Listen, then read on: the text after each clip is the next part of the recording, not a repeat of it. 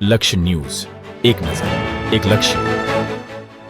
સુરેન્દ્રનગર જિલ્લામાં વિવિધ ગુનાઓમાં સંડોવાયેલા 3 આરોપીઓને ઝડપી પાડી વધુ તપાસ હાથ ધરવામાં આવી છે.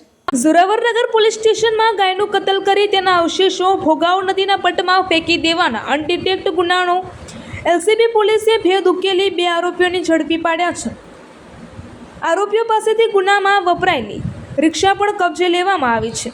જિલ્લામાં શરીર સંબંધિત અને મિલકત સંબંધિત અનડિટેક્ટ ગુનાઓ ડિટેક્ટ કરવા એલસીબી દ્વારા ખાસ કાર્યવાહી હાથ ધરવામાં આવી હતી.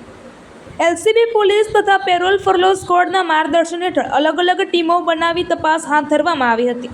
આ તપાસ દરમિયાન હ્યુમન સોર્સિસના આધારે ઝોરાવરનગર પોલીસ સ્ટેશનમાં નોંધાયેલા ગુનામાં સંડોવાયેલા 2 આરોપીઓને ઝડપી પાડવામાં આવ્યા છે.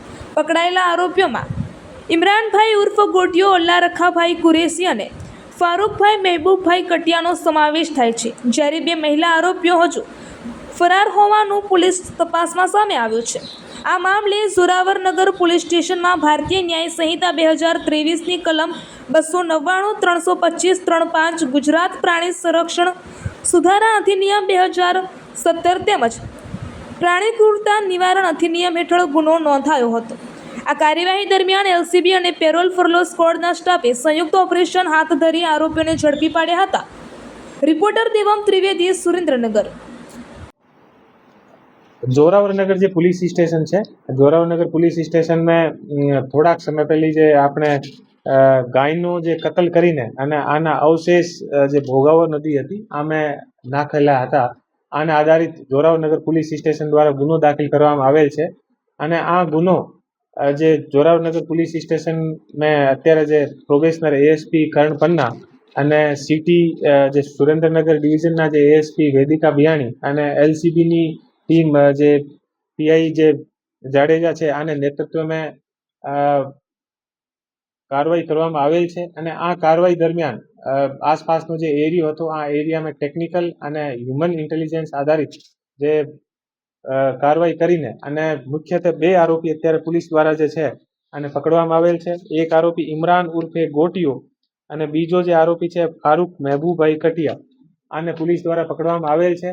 અને આ એક બહુ જ સરસ કામગીરી, બહુ સારી એક આ કામગીરી પોલીસ દ્વારા કરવામાં આવેલ છે. એવા અમને ઘણા સમયથી એવા અમને ઇનપુટ મળતા હતા અને આ ઇનપુટ આધારિત એએસપી દ્વારા અને એલસીબી દ્વારા જાતેથી સામેથી કોશિશ કરીને અને આ લોકોને આ સમયમાં વિશેષ રૂપથી ગોઠવણ કરીને અને આ લોકોને અત્યારે પકડવામાં આવેલ છે. અને બીજા આ લોકો કેટલા ગુનાઓમાં અને શું આ લોકો દ્વારા કરવામાં આવેલ છે આ પણ પોલીસ દ્વારા અત્યારે આની પૂછપરછ કરવામાં આવેલ છે. જે આરોપી ઇમરાન છે આના ઉપર પહેલા એનિમલ ક્રુઅલ્ટીનો એક ગુનો દાખલ થયેલો છે. અને જે આરોપી ફારૂકભાઈ મહેબૂબભાઈ છે આના ઉપર ટોટલ અલગ અલગ 7 ગુનાઓ સુરેન્દ્રનગરમાં દાખલ થયેલા છે, પ્રોહિબિશનના અને બીજા. આના ઉપર અને શું એ લોકો કઈ બીજી જે વસ્તુઓ છે આમે પણ જે સામેલ છે આને પણ પોલીસ દ્વારા અત્યારે ગોઠવવામાં આવેલ છે. અને આને અલાવા પણ પીજીવીસીએલ અને બીજી બધી ટીમ દ્વારા પણ સાથે રાખીને અને એએસપી દ્વારા આ લોકો ઉપર કાર્યવાહી કરવામાં આવેલ છે.